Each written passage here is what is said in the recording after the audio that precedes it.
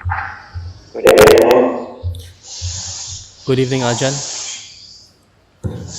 How are you doing? Yes, we are fine, Ajahn.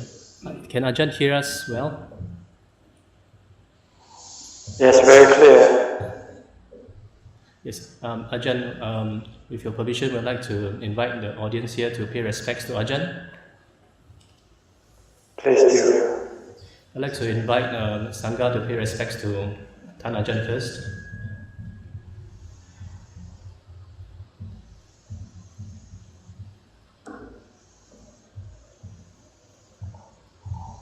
Brothers and sisters, can we put our palms together to pay respects to Tan Ajahn?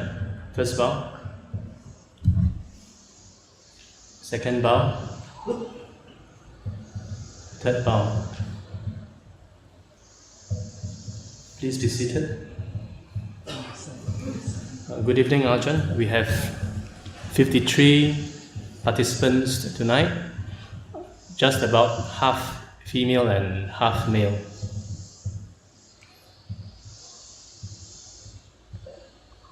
Okay. Shall I start my talk? Yes, Ajahn, can we invite Ajahn to speak the Dhamma to us? Ajahn. Could you turn off your microphone? Yeah. Well, let me tonight start with the four Dhamma, the four Dhamma qualities that is necessary or essential for accomplishing whatever you want to do. In Pali, it is called the four Itipata. Translation: the four steps to success. The first one is called Chanta. The second one is called Viriya. The third one is called Citta. The fourth one is called Vimamsa. These are the four Dhamma qualities that one needs to have if one wants to accomplish or to be successful in whatever endeavor one wants to accomplish. Like if you want to be successful in your meditation practice, you need these four qualities, these four steps to success. The first one is called Chanta, meaning you have to like what you do. If you want to be successful in meditation, you have to like to meditate. In order for you to like to meditate, you must know the result or the benefit that you will gain from your meditation practice. In order to be able to see the benefit, you need to listen to someone who has already benefited from the practice of meditation, like the Lord Buddha and his noble disciple. So when you listen to the Dhamma talk, you are learning the benefit of meditation practice. Once you have learned that you can gain happiness, peace of mind, and you can eliminate all your mental suffering, such as stress, anxiety, worry, and fear, then if you want this benefit, you will like to meditate. Once you like to meditate, then the second quality will follow. Viriya means energy or effort. When you like to do something, then you will have the energy to do. You'll find it easy to do what you like. If you don't like to do, you'll find it you have no energy, no desire. So first you must like what you want to do. Once you have that, then you will have the energy. You will put in your effort. You will work hard to accomplish what you have set out to do. So first you need to listen to people who have the experience in meditation practice. Then after you have learned the benefit that you can acquire from the meditation practice, and you have also learned how to meditate, then you will like to meditate. When you like to meditate, then you will make the time and the effort to meditate. You will put away other things, because in life you only have so much time to do so many things. So in order to have the time and effort to meditate, you might have to give up some other things.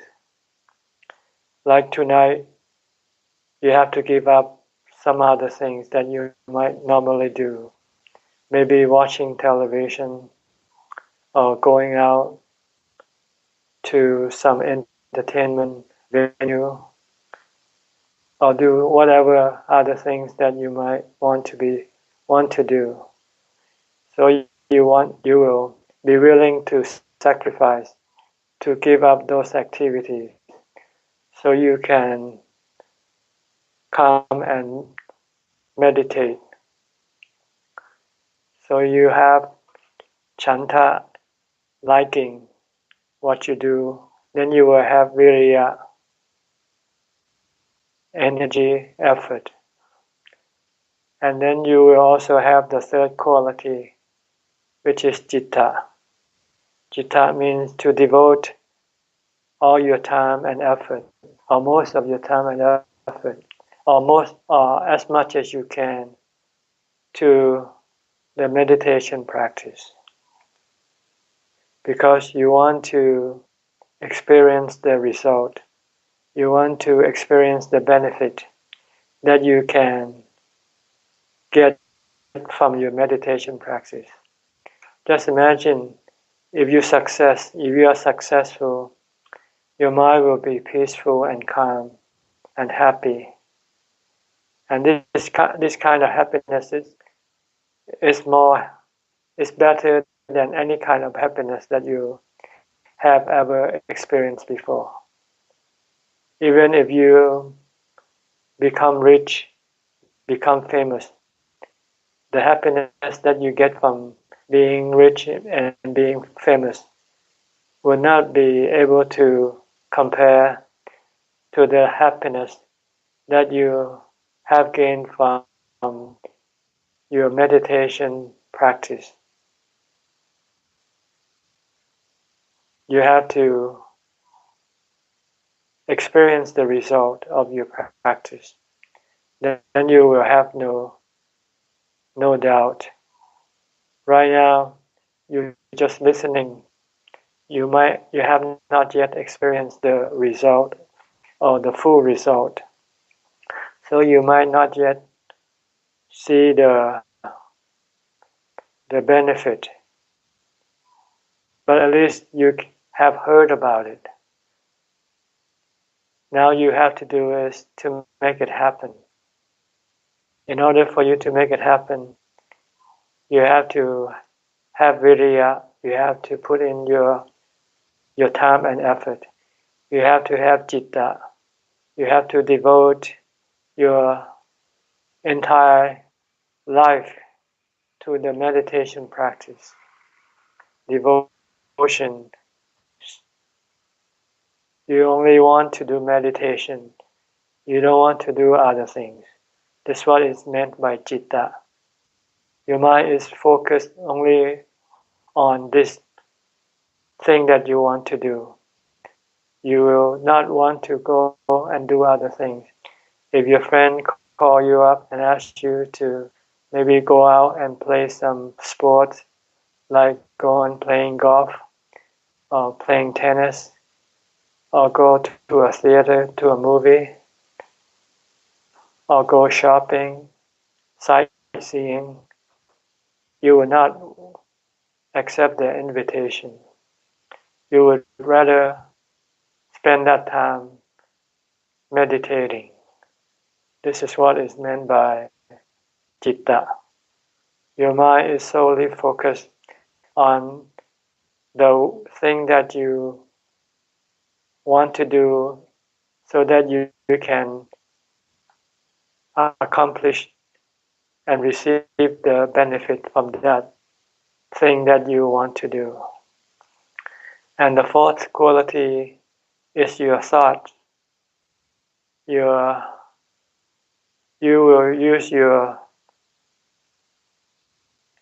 thought to think analytically. This is by the meaning of vimamsa, thinking analytically, meaning you have to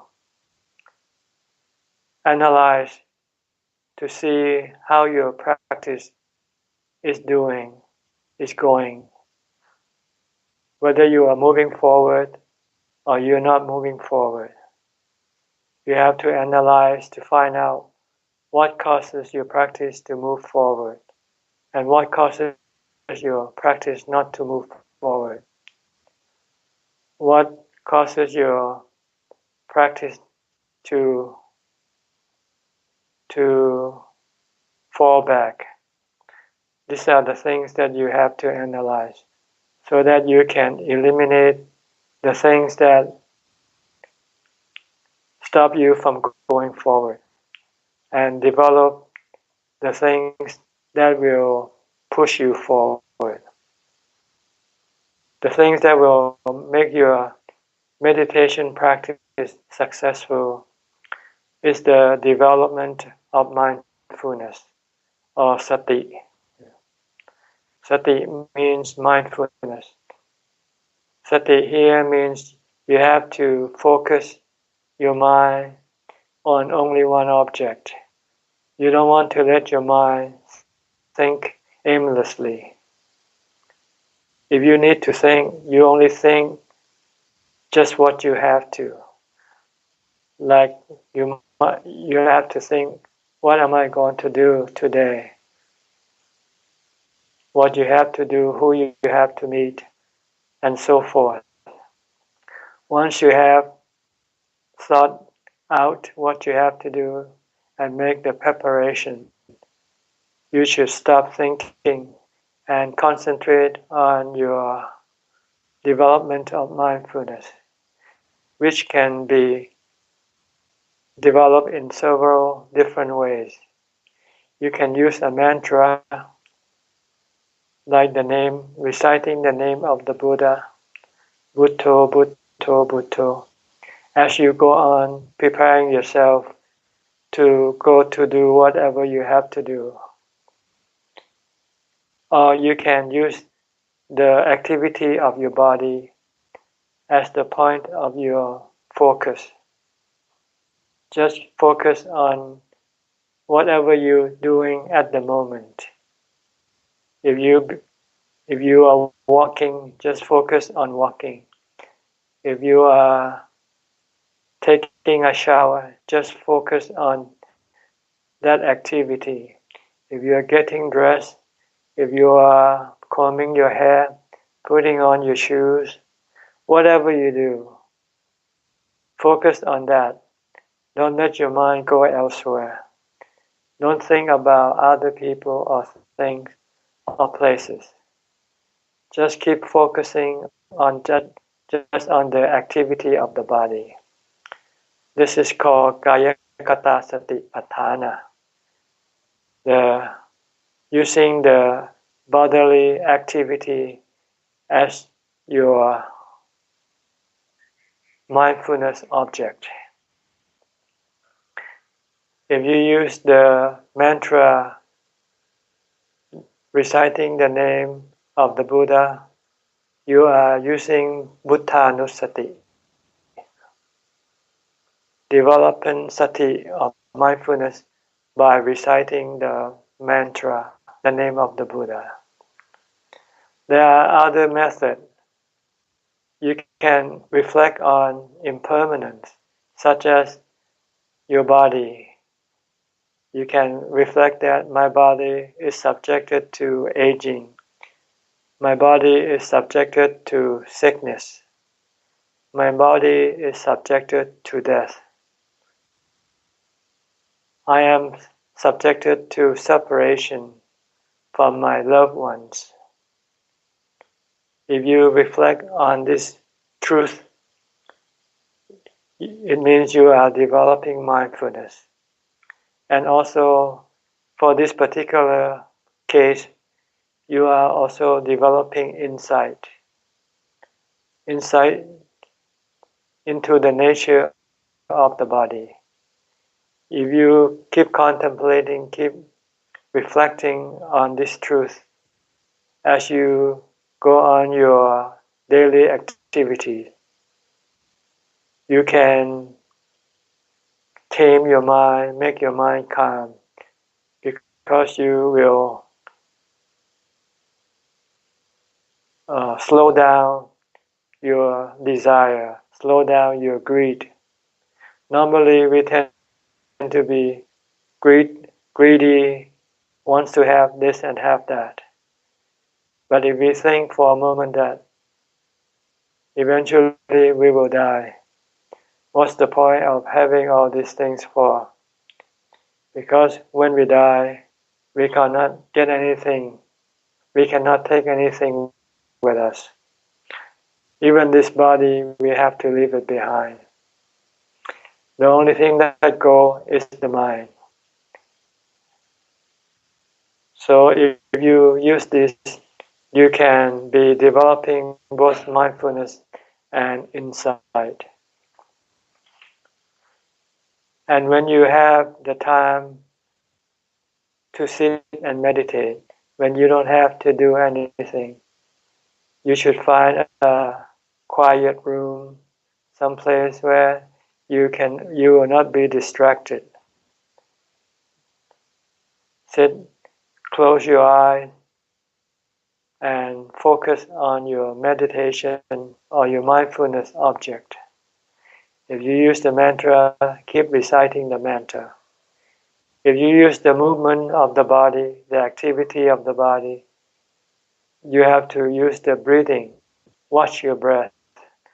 Watch your breath at the tip of your nose, at the point of where the air contact the body, which is usually at the tip of the nose or above the upper lip. Just focus on that point and beware of the in and out breath. When you're breathing in, beware or know that you are breathing in. When you're breathing out, just beware or know that you are breathing out. Don't think about other things. Should you have any thought, you should ignore it and concentrate on watching your breath. If you find it difficult to use your breath as your point of focus, you can switch to the mantra if you like. Repeat Bhutto, Bhutto, Bhutto mentally. And if you find that difficult to do, you can use chanting first. If you can remember some chant, just chant. like Namo Tassa Bhagavato Arahato Samma Sambuddhassa, or Buddhang Saranang Gacchami, Dhammang Saranang Gacchami, Sanghang Saranang Gacchami. Whatever you can remember, keep reciting it. You can do it repeatedly. It doesn't matter how many times. The purpose is to prevent your mind from thinking about that person or this person, about that thing or this thing. Because when you do things like that, you will agitate the mind, and you will prevent the mind from entering into calm, prevent the mind from converging into one. So this is what you have to do first before you will be able to accomplish the first level of meditation. The first level is called Samatha Bhavana, the meditation for peace of mind, for calm, tranquility, for stillness, no thinking, just knowing without any thinking. When the mind enters into that state, the mind will experience the peace and happiness that is greater than any kind of peace and happiness. Once you have experienced this, you know this is the thing that you will want to have for as much as possible. So you will have more chanta, viriya, citta, vimamsa. You will have more liking of the meditation practice. You will want to devote more time and effort to your meditation practice. You will be single-mindedly with your meditation practice. You don't want to go do other things. And you will use your mind to analyze your practice so that you can improve and move forward. So this is what you need to do. Once you have accomplished the first level, you might enter into jhana, to upekkha, to merely know without having any thought. What you want to do is to leave it alone for as long as possible. Don't force your mind to think, even if you want to develop insight or wisdom. This is not the time to do it. You want to wait for the mind to withdraw from that state first. You have to wait until the mind starts to think, start to be aware of the body and the surrounding. Then if you want to develop insight or wisdom, you can do that. But usually, normally, when you first started, you want to maintain your mindfulness. You want to be more proficient and more adept with the meditation for calm first. You want to do it so that you can enter into calm, into jhana anytime you want to.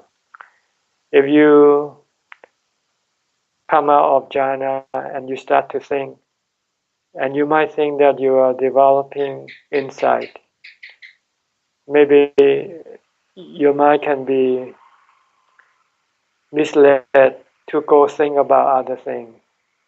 Instead of developing insight or panya or wisdom, you will start to agitate your mind. So if you cannot yet control your thought, you should try to control your thought, try to stop it first. Even after you come out of your jhana, come out of your samadhi, you should continue on with developing your mindfulness. Keep repeating the mantra or keep watching your body activity. Like when you get up and you want to practice walking meditation, so you concentrate on the walking. You can use the body as your object of concentration. In the case of walking, then you should watch your feet. When you walk on your left foot, just know that you're walking with your left foot. When you're walking with your right foot, just know you are walking with your right foot. Just go left and right, left and right. Just keep watching as you walk. The reason why you have to walk is because you have to change your body position. Because if you sit for a long time, your body can get numb and can be painful and uncomfortable. So you want to relieve that numbness, painfulness by walking. After you walk for a while, you might become tired of walking. Then you can come back and sit again. If you have nothing else to do, try to sit as much as you can until you know how to enter into jhana. You should be able to enter into jhana quickly, like 5 minutes or 10 minutes at the most. Once you are proficient or adept with your meditation for jhana, then you can go on to the next step. You can go and meditate for insight. Meditating for insight is different from meditating for calm. When you're meditating for calm, you want to stop your thinking. You don't want to think at all. You want to rest your mind, to keep the mind content and happy. But when you develop insight, you have to think. But you have to think in the way of the truth. Namely, you have to think of the three characteristics of all existing things, like the body and your body and other people's body. They have the three characteristics. Anicca, meaning impermanent. They are temporary. They rise, they remain for a while, then they cease, they disappear. The body, after birth, it will grow up, and after having grown up fully, it will become old, it will become sick, and then it will die. This is what you have to reflect on, contemplate on. Not just the body, everything that you have, including all the external possession, like your wealth, your money, your houses, your spouses, your family, your job, everything.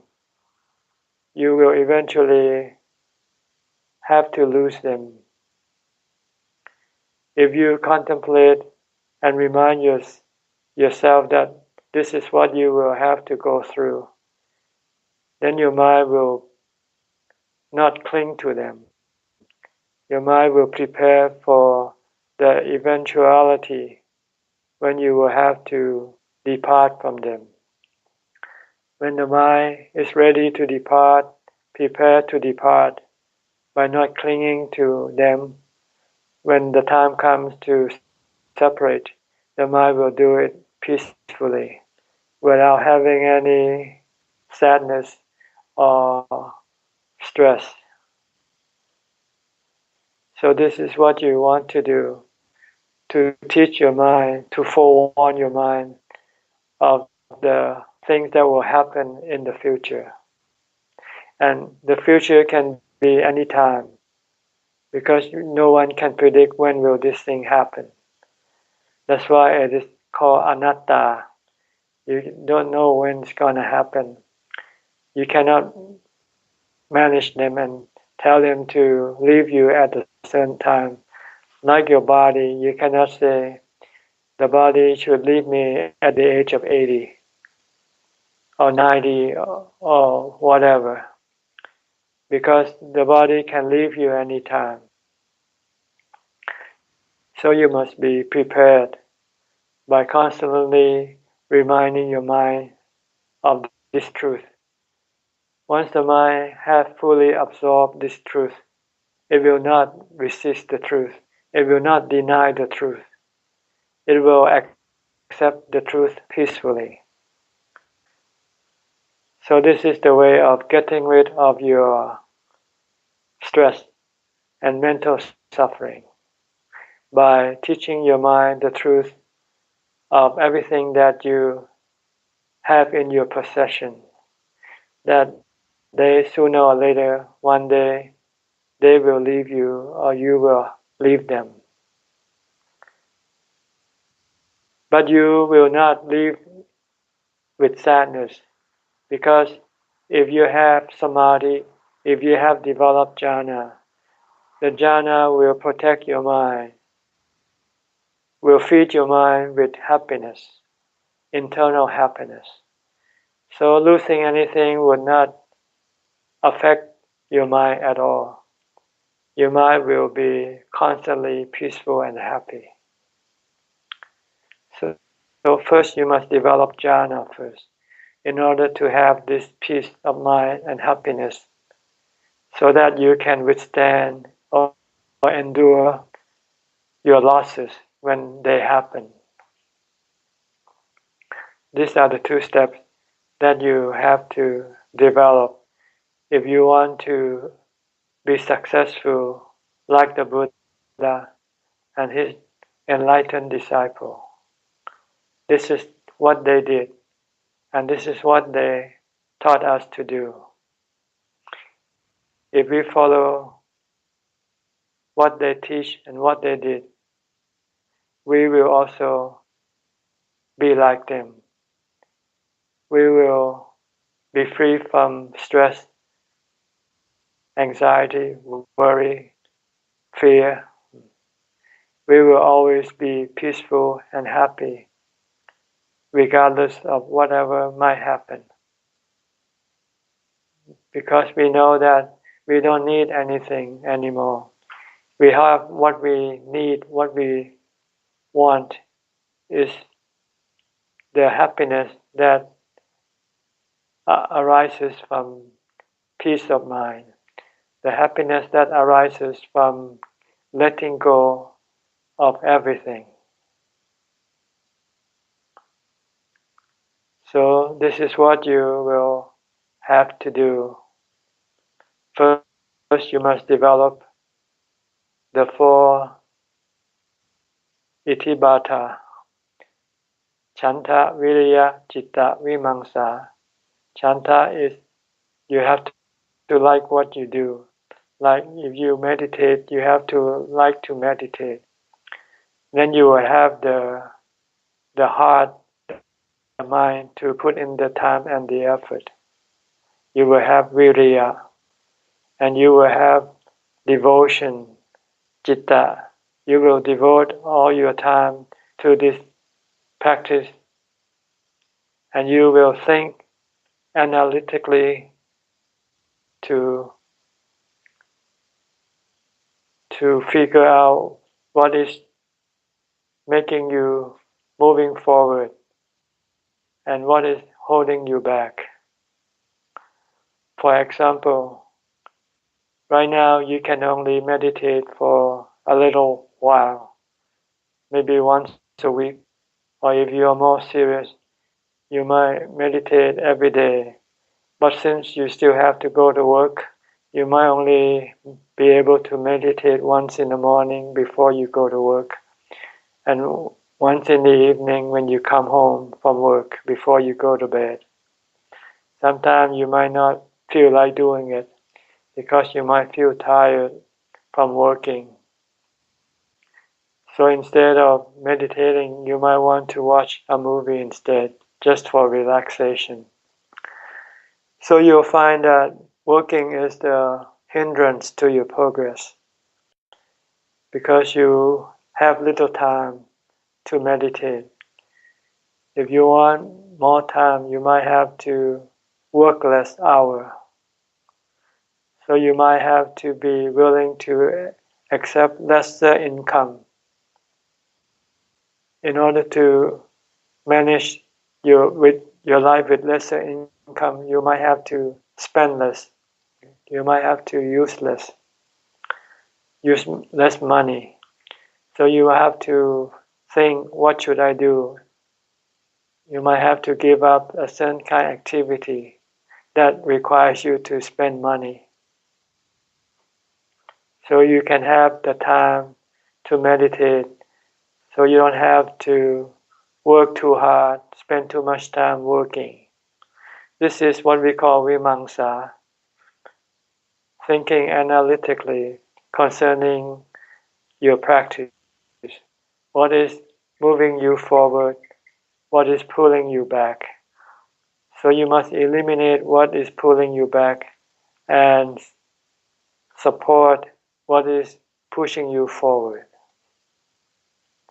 This is the things that you have to do. You will find that by developing mindfulness continually is the thing that will push you forward in your meditation practice. So you want to have more time for developing your mindfulness. And to be successful in developing your mindfulness, you need to be alone. You need to be free from other kind of activity, like working. So this is something that you will have to analyze so that you can go forward. If you just practice blindly without not knowing what is helping you and what is resisting you, then you will not succeed in your meditation practice. So this is what you have to do. Develop the 4 steps to success, the 4 itibata. Chanta, Viriya, Citta, Vimamsa. Once you have this, then you will be able to develop mindfulness. And when you have mindfulness, when you sit in meditation, your mind will be focused on one object, and your mind will fall into calm. Your mind will become one, become the knower. Your thinking will stop, and you will find peace and happiness from that state of mind. And you want to do this again and again as much as you can until you become proficient. You can sit and become peaceful and calm easily and quickly. Once you have this, then the next step is to contemplate on the 3 characteristics of things. When you are not sitting in meditation, when you are not in that peaceful state, when you withdraw from that peaceful state, and when you start to think, don't let your mind think about making money, making more money, making more happiness from people around you, or from things that you buy, because they are all delusional or illusional happiness. They are not real happiness. They last very briefly, and they leave you empty-handed, leave you empty, makes you want to have more of it. And no matter how much you have, how many times you have them, you will still feel the same thing afterward. So you must not let your mind think about those things. Instead, you should think about them as impermanent, that they will only create more stress for you because you will have more desire for them. And when you have desire, you cannot remain peaceful and calm. So this is what you have to think. Think of everything that you want to have, want to do as anicca, dukkha, anatta. Anicca means they are temporary. Dukkha means they don't give you happiness. They give you stress. They give you worry, anxiety, and fear. Anatta, you cannot stop them. You cannot manage them all the time. You cannot control them all the time. You cannot tell them to give you only happiness because they will leave you sooner or later. So this is what you do after you have developed samatha or jhana and become proficient with this practice. Then when you come out of jhana, then you can develop insight by contemplating on the three characteristics, on everything that you possess, so that you will not cling to them, so that you will not depend on them, rely on them for making you happy, because you can be happy with your jhana, and that's all you need, is peace of mind, calm, which you can maintain using mindfulness. Once the mind has stopped clinging to everything, stop have any desire for anything, then your mind will no longer have any stress, because the cause of your stress or suffering is your desire. So this is what I would say tonight, and we'll stop now and let you ask some questions. Okay, Ajahn. Okay, Ajahn. Thank you so much for the Dhamma. May I ask some questions from the talk? Like, because in Singapore the life is very stressful, so how to balance between our responsibility in life, like taking care of family, and to retire to practice, like what Ajahn advised. Thank you so much, Ajahn. You will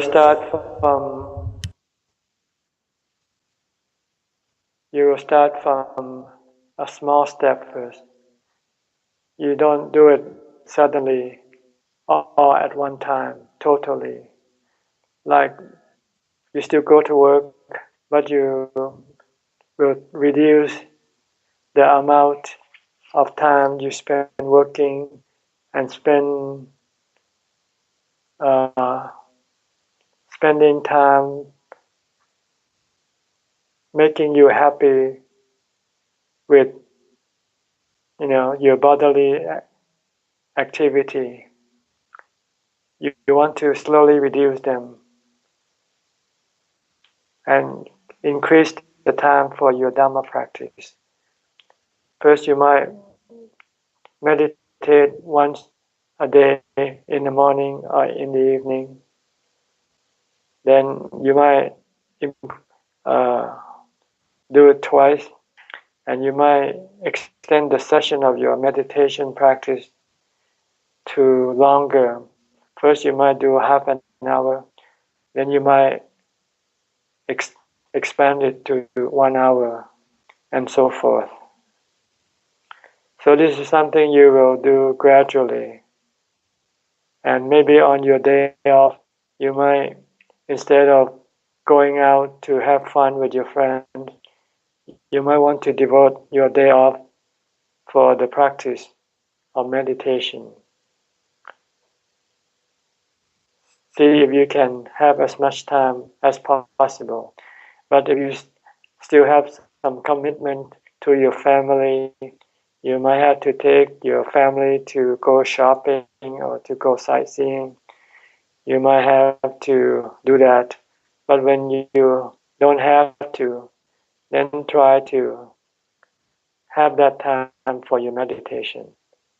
So you have to slowly increasing your Dhamma practice and slowly decreasing your other activities. And then eventually, I think when things are right for you, when you no longer have any responsibility to your family or to your work, then you might be able to practice full time. Okay. Okay, Ajahn, thank you.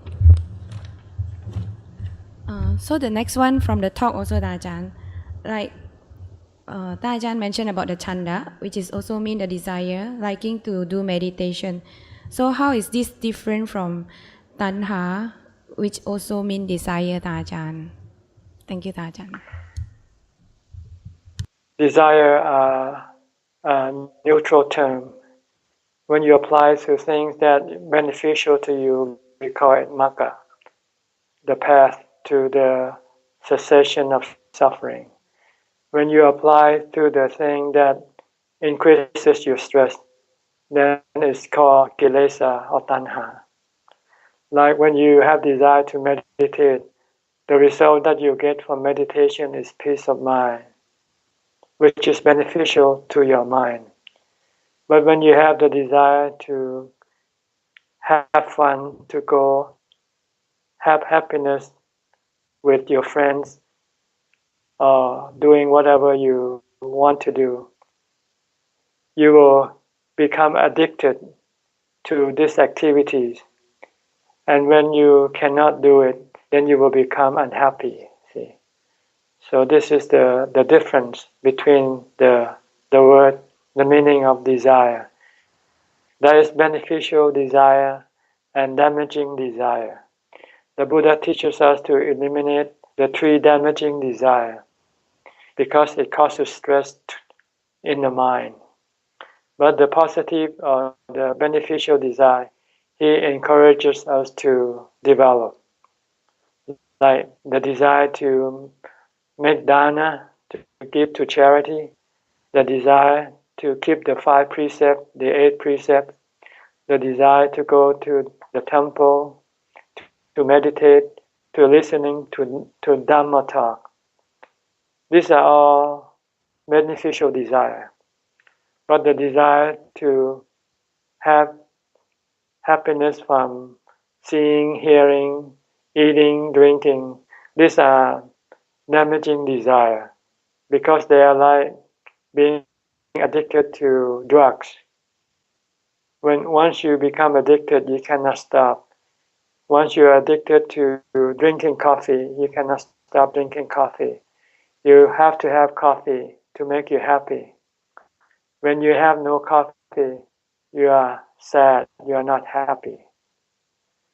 So these are what the Buddha is trying to tell us, to stop the damaging desire, the desire for the sensual pleasure, the desire through your five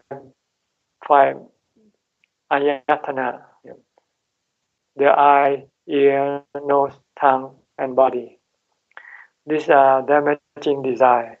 The second damaging desire is called bhavatanha, desire to be rich, to be famous, to be respected by people, to be, anything that you want to be. Because when you cannot be what you want to be, you will become sad. Like you want to become a politician. You want to enter the parliament, so you run for election. When you lose, you become sad, you become unhappy. So this is the second desire, the desire to become something or somebody. The third desire is the desire not to become the thing that you don't like become sick, become old, become poor, for instance. These are the three damaging desires that the Buddha wants us to eliminate. He wants us to develop the positive desire, chanta, the desire to practice meditation, the desire to give up your money so that you can become a monk, desire to spend your whole life keeping the precepts and developing mindfulness, samadhi, and panya. These are positive desire, beneficial desire. Okay? Okay, Ajahn, thank you so much.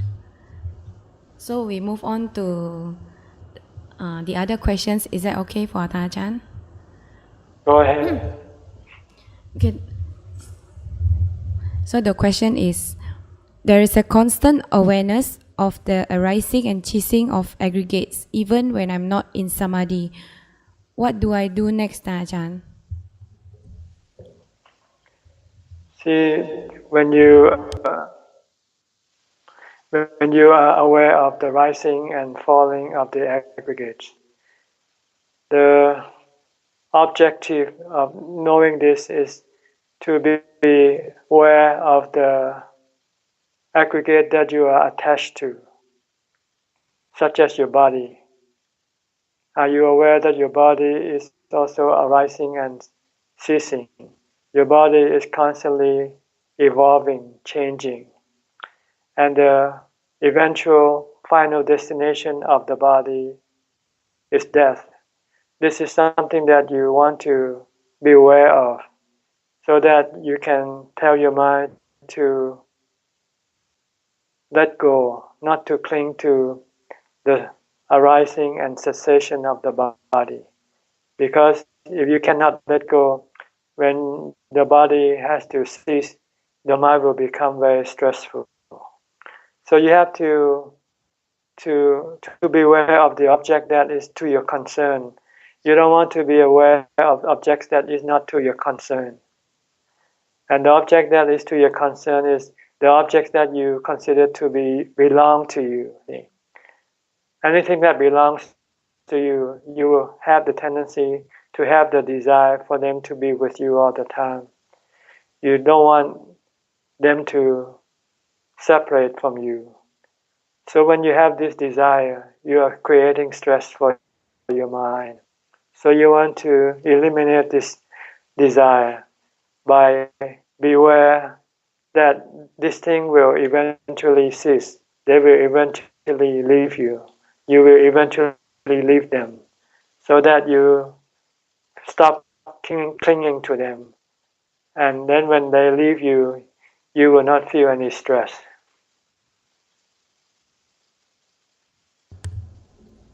Okay, Ajahn. Thank you, Ajahn. So the next question is, can I practice mindfulness of feeling, mind and mental qualities directly and skip mindfulness of body? Thank you, Ajahn. Mindfulness is usually developed through the mantra, or through the body activity. Because when you first started, your mindfulness is very, very slow, very weak. You cannot watch your mind or your feeling. They are too subtle for the beginner. For the beginner, it's easier for them to use mantra or use the body, which you can see. With the feeling, sometimes there is no feeling, so where are you going to place your mindfulness? And when you have severe feeling, you cannot maintain your mindfulness anyway. When you have painful feeling, you lost all your mindfulness because your desire will take over. And your desire will say, I want to get rid of this feeling. I'm feeling bad. I'm feeling terrible. So the mindfulness of Vedana and the mind is the second and third level of mindfulness. The first level is the mindfulness of the body. In the fourth Satipatthana Sutta, the Lord Buddha teaches first the mindfulness of body, then the mindfulness of feeling, then the mindfulness of the mind. So you have to go step by step. You cannot just go up to the highest level. Not unless you can do it. For instance, if you have strong, painful feeling, can you still remain calm and peaceful? If you can remain calm and peaceful, that means you have mindfulness. But when you cannot become calm and peaceful, and you start to become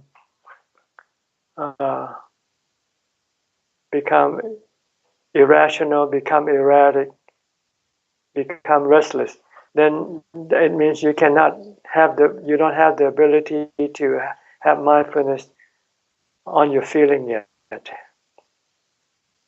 Understand? Understand, Ajahn. So the next question, what is the reason for frequent mental chatter? I find that my mind tries to find something to fill the gap of empty space between thoughts. How to deal with this, Ajahn? Your mind is constantly being pushed by your delusion. And your delusion tells you that you have to have something in order to make you happy, which is the opposite to the truth. The truth is you should not have anything because it will make your mind happy. But your delusion tells you that you need to have something all the time. So when your mind have nothing, you start to think of something. Find something to do, find something to see, find something to drink, find something to eat. So you are constantly pushed by your delusion to go and find one form of happiness or another form of happiness. That's why you keep moving from one thing to the next. You can never stay still. When you are forced to stay still, you become stressful because you are not used to being still. Okay? Okay, Ajahn. Thank you, Ajahn. So our next question is, I achieve calmness and pleasure when I meditate, but there's no light nimitta. How do I progress in my meditation from here, Ajahn? Thank you. Nimittas are optional. For some people, there might not be any nimitta at all, which is not important because nimitta are just byproducts of your meditation. The real product, the real goal of your meditation is emptiness, peace of mind, ubekkha, and knowing, seeing the knower. That's all you want. That's the fourth jhana. Before you enter that state, some people might see some thing, some vision, might hear something, might feel something. Sometimes you feel like you have goosebumps. Sometimes you might have tears coming out because you experience some feeling that you have never experienced before. But this thing that are anicca, dukkha, anatta. Anicca means they only happen and then they will disappear. Dukkha, if you are attached to them, if you want them to be there all the time, when they're not there, you will not be happy. So this is not what you want. You don't want to be attached to nimitta. You just know them for what they are, that they come and they go, and they are not the real thing for you. The real thing is emptiness, peacefulness, calm, and knowingness. That's all you want. Okay. Okay, Ajahn. So the question is related to the tears that this person said the friend has started to meditate in class the first time. Then the tears keep flowing down. Why is that, Ajahn? Just as I said, sometimes when the mind experiences something, it can affect the emotion of the mind, and the mind will react accordingly. But this is not important. We should disregard it. Let it just be aware that it happens, and then eventually it will disappear. What you should do is concentrate on your meditation object. Don't be distracted by this event, because if you do, you will not move forward. Okay, Ajahn. So the next question will be, I have been meditating for a long time now, and I'm able to calm my mind until there's no thoughts. However, joy and peace never arise. It's just quiet. And then I came out of my meditation. Where have I gone wrong, Ajahn? I think you haven't gone deep enough yet. You only have maybe gone halfway into jhana. You haven't reached the fourth jhana. If you have reached that, you'll experience something that you never experienced before. It's like a life-changing experience. You'll find that there's no other kind of happiness in this world that is comparable to this kind of happiness. If you meditate and you still don't feel any joy or happiness, it means that you haven't yet reached your goal. You should concentrate on your meditation object. Continue on meditating. Yeah. Don't stop. If you don't succeed this time, try the next time. Keep doing it. The reason why you haven't reached into that point yet is because the strength of your mindfulness is not strong enough to overcome the resistance. See, the mind is constantly being pushed by your desire to come out, to go to the things that you want to do, to see, to hear, and you use this mindfulness to push it back in. If your mindfulness is not strong enough, it cannot push it into the deepest level yet. So you have to develop more mindfulness. Keep on practicing more and more. Okay, Ajahn. Thank you, Ajahn. So our next question, I'm practicing mindfulness of my mind, mental qualities, and feelings, and I can see them arising and changing clearly. Is there still a need for concentration? Thank you, Ajahn. Yes, because you haven't yet developed any concentration. You haven't yet developed any jhana. All you're doing just watching your feeling and your mind, which it might be comparable to watching people coming and going. It doesn't make your mind peaceful or calm. You have to sit, close your eyes, and focus on your meditation object, and push your mind into the deepest level. If you haven't yet experienced this life-changing experience, you haven't yet achieved anything in your meditation. Because if you haven't had this experience, this mental strength, you will not be able to develop vipassana in order to counter or eliminate your desire, which are the cause of your stress.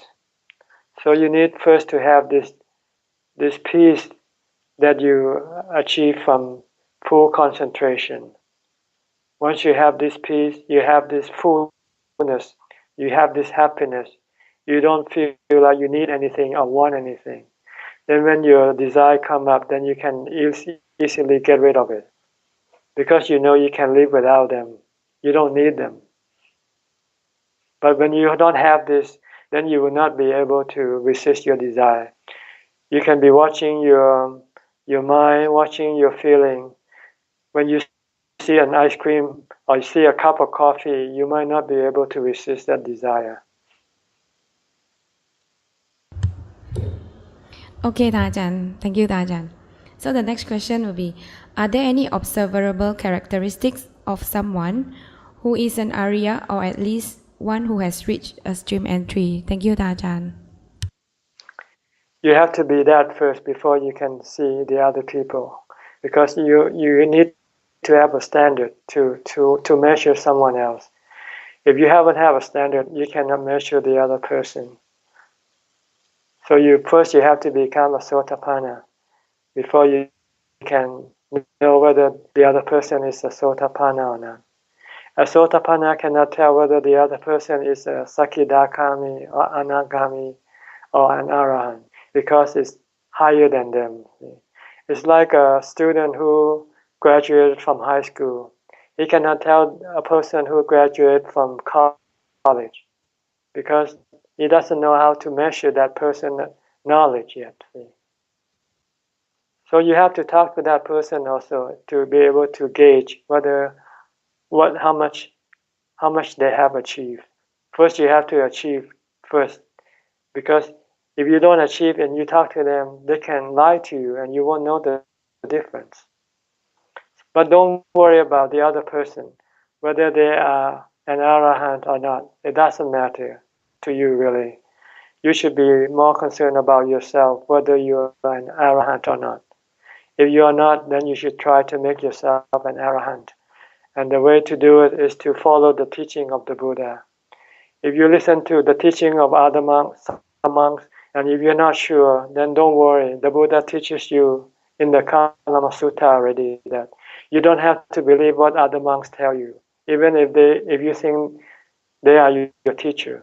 If the thing that they teach you you cannot prove, then don't listen to them. Don't believe them yet. The Buddha said you have to prove it to yourself that the thing that they teach you can eliminate the stress from your mind. Then you know that that person knows what he's talking about. If he teaches you something and you apply it in your practice and you achieve no result, then you can say maybe he's not telling you the truth, or maybe you're not practicing it correctly. So you have to be patient. You don't want to jump into conclusion. All right? Okay, Ajahn. Thank you, Ajahn. So the next question, with regard to meditation, is it generally true that one should aim to meditate as long as possible before the kilesa set in?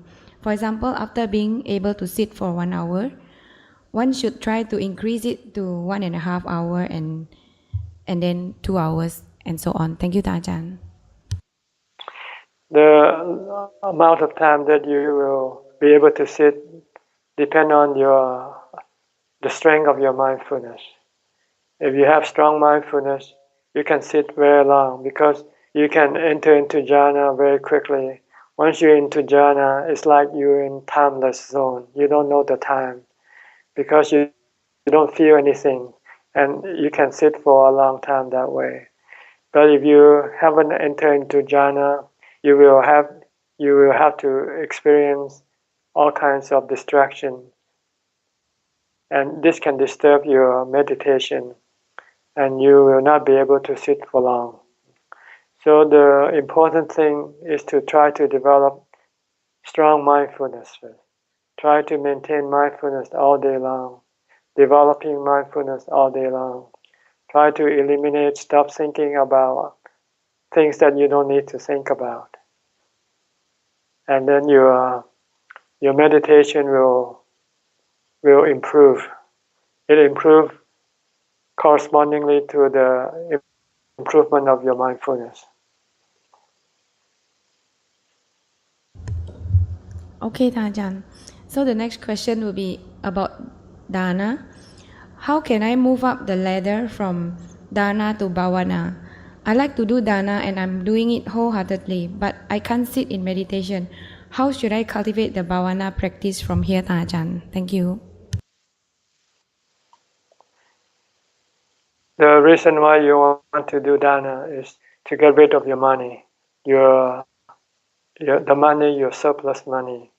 Because when you have surplus money, sometimes you want to buy things, you want to go do some things, this will take away your time to meditate, to develop your mindfulness. So if you want to go for a holiday trip, instead of going, you spend that money on dana instead and go to stay in a temple. You have to force yourself to do these things and force yourself to develop mindfulness. It doesn't come on automatically, especially for those people who hasn't had any mindfulness previously.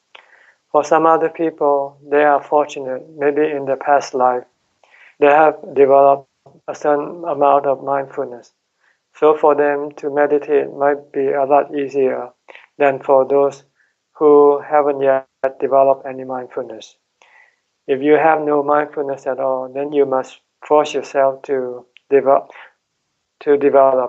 And this is the reason why you want to do charity. Instead of going on a holiday for a week, you go to stay in a temple instead and spend your money paying the temple for the facility that you use, and then be alone and try to develop mindfulness all day long, from the time you get up to the time you go to sleep. And when you're in a temple and you're close to a teacher, you can ask them any question that you might come up. So this is what the real reason for charity, for dana, is for you to get rid of your surplus money so that it doesn't take away your time, and so you can have the time to go to be alone and to practice, to develop mindfulness. It also will help you to keep the precept, because when you give money to charity, you will become kind-hearted. You will think of the welfare of other people. You will not be selfish, so you will not want to hurt other people. When you don't want to hurt other people, you'll find keeping the 5 precepts very easy.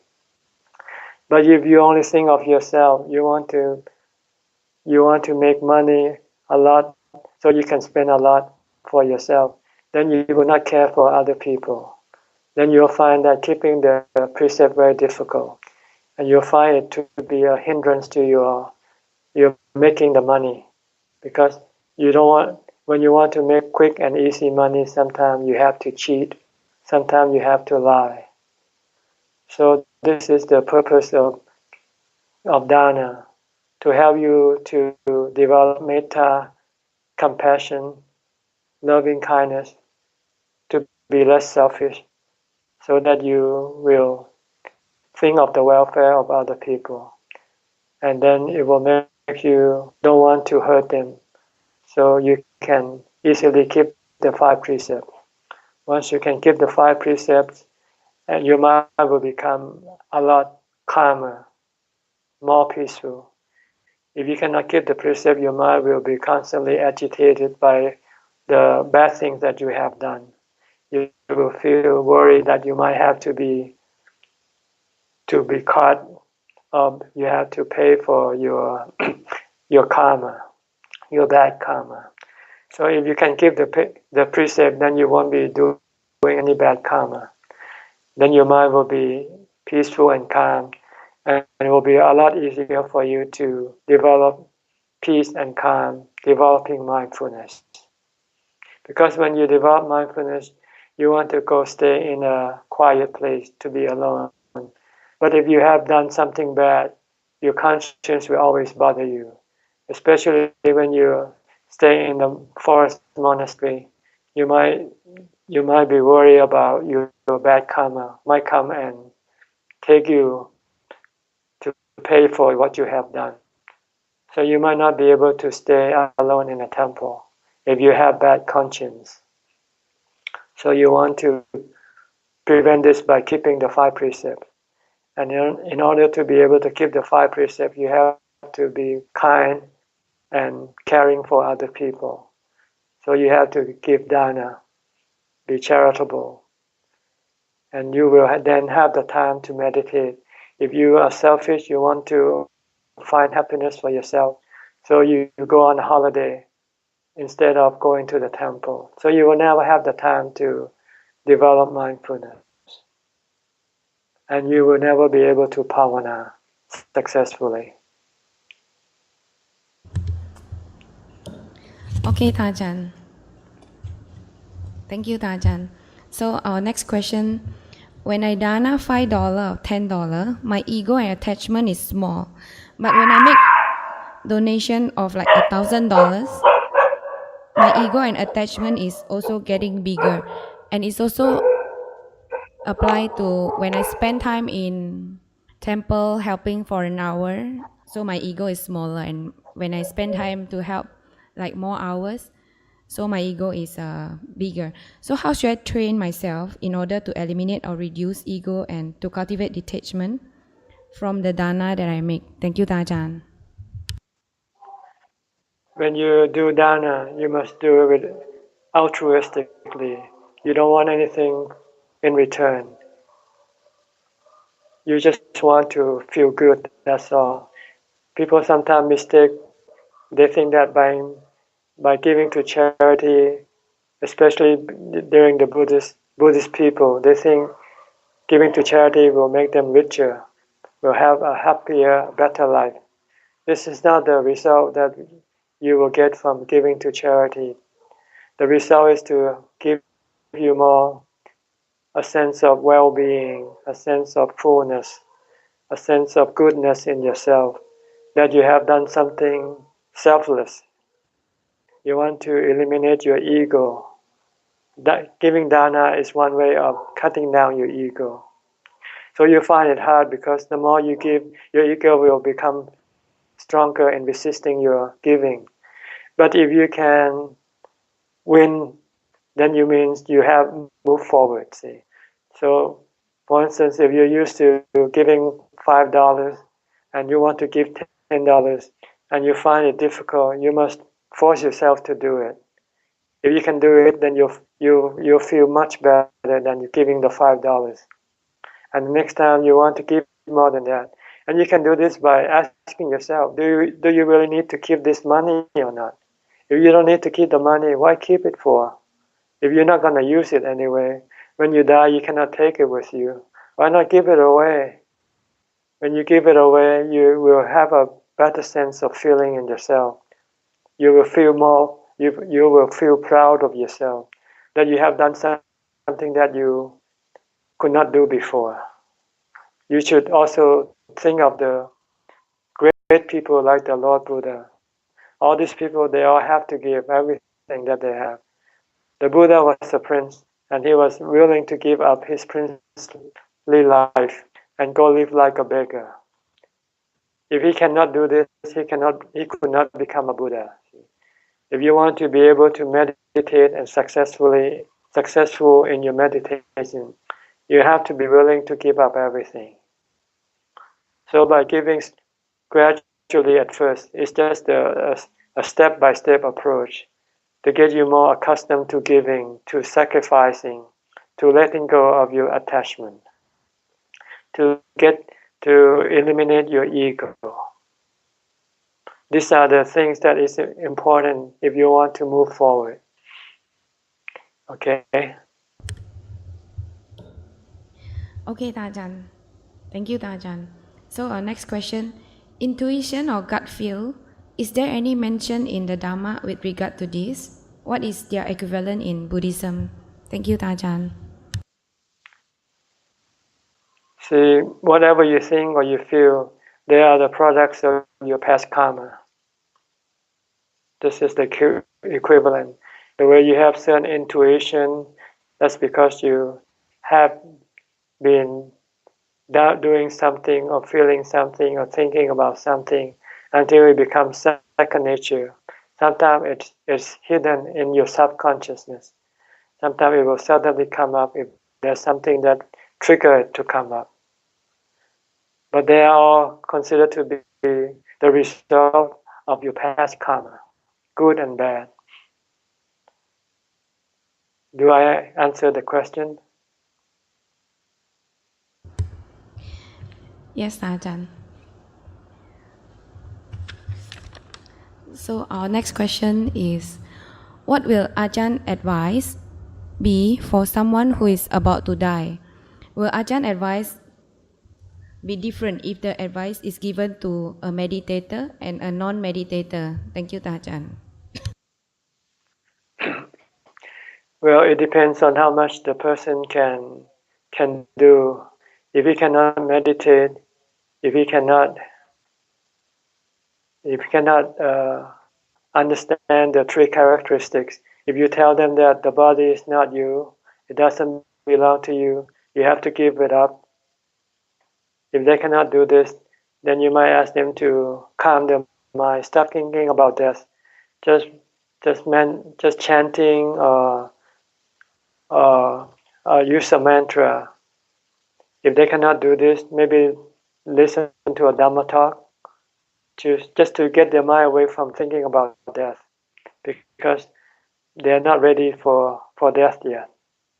Or you can tell them to reflect on the good thing that they have done, the charity that they have done. Just think that dying is just like going to sleep, and when you awake, you will get a new body. This is like the changing of the body. When you die, you go to sleep. When you wake up with a new body. You become a baby. So it depends on the person. But I usually try to tell them everything so that they can decide what to do.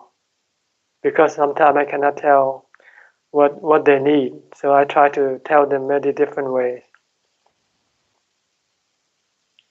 Okay. Okay, Ajahn. Sorry. So our next question is a follow-up from the last week question that we are advised to avoid foolish people. What if they are our parents or our siblings? Because last week Ajahn say if our spouse, then we can divorce them. But if our parents or siblings, we cannot divorce them. Thank you. Well, if you can live in a different place, move out. If you don't have to live with them, move out. But if you have to stay with them, don't let them influence you, that's all.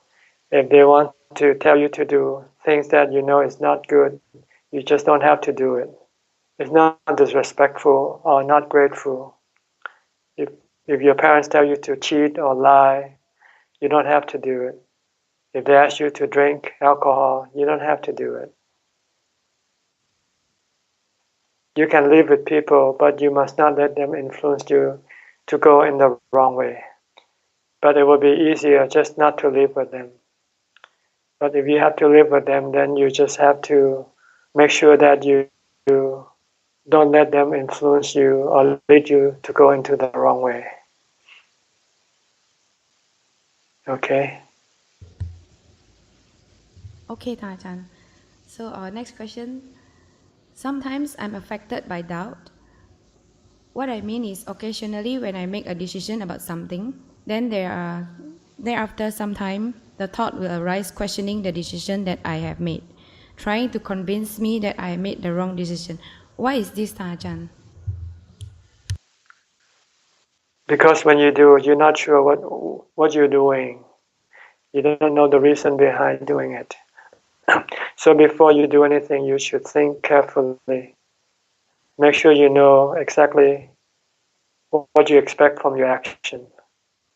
Once you know, then you won't have any doubt. But if you're not sure what you're doing, then suddenly you will have some doubt come up. So think before you do anything. Okay? Okay, Ajahn. So our last question for today. Where does the mind go? Where does the mind go when one is sleeping? Thank you, Ajahn. See, the mind and the body are not really in the same place. The mind has its own place of existence, and the body has its own place of existence.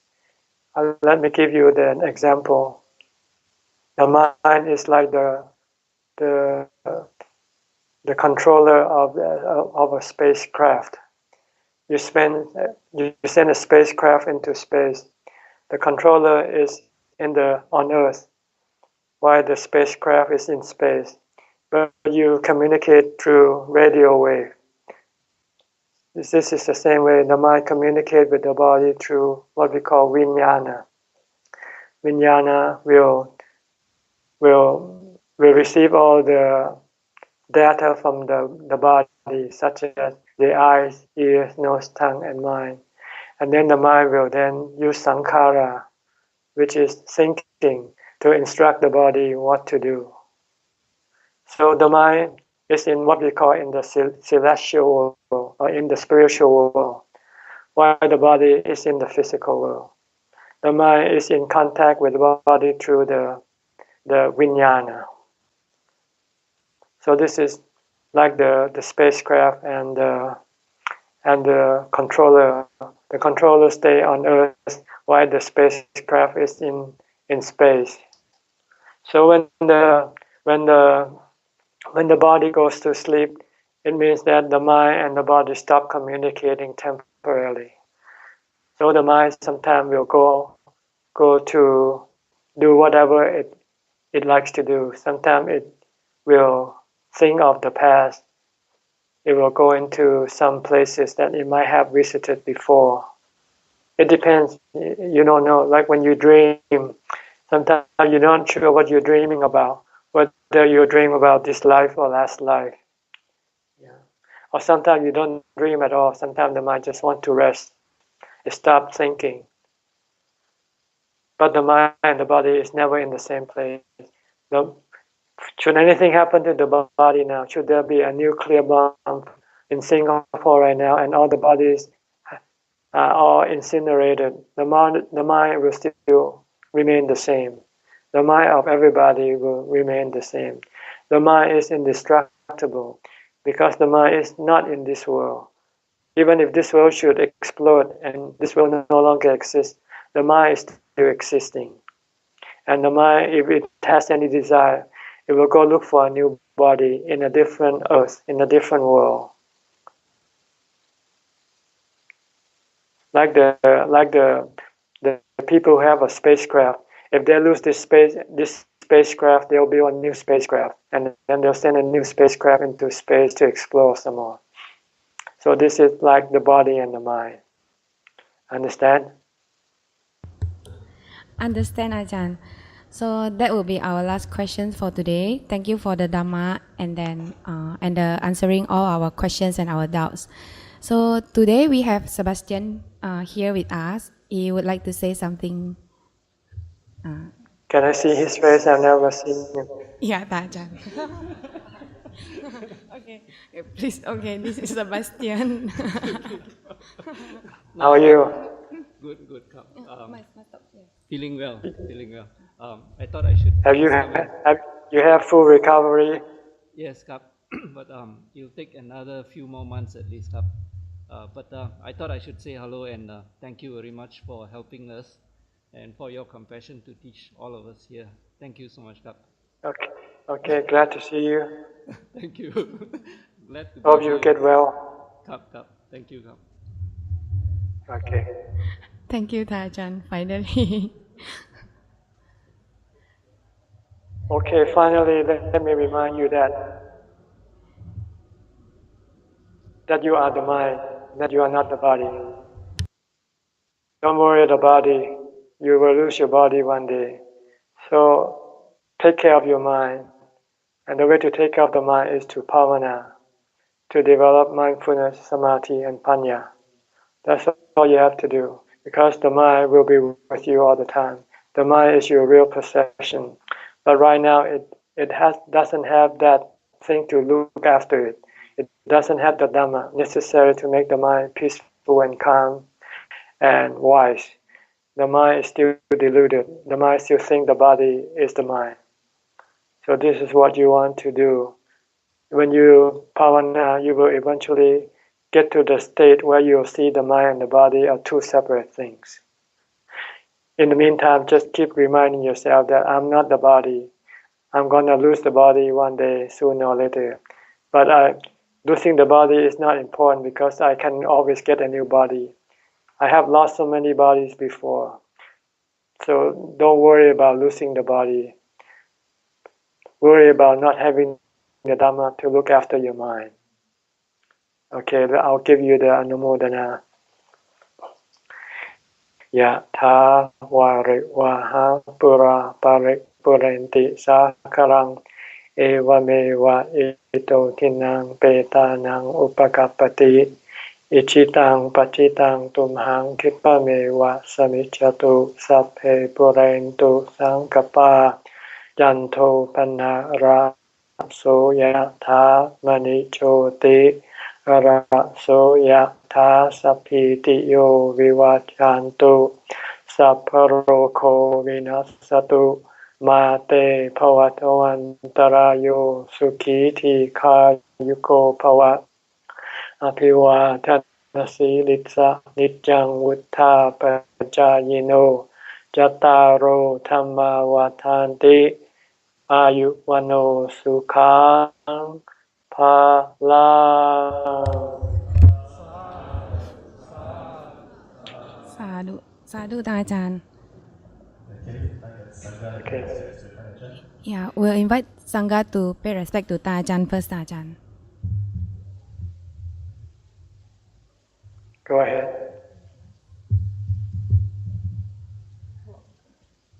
But this is a prompt to get respect to Ajahn. First round. Second round. Third round.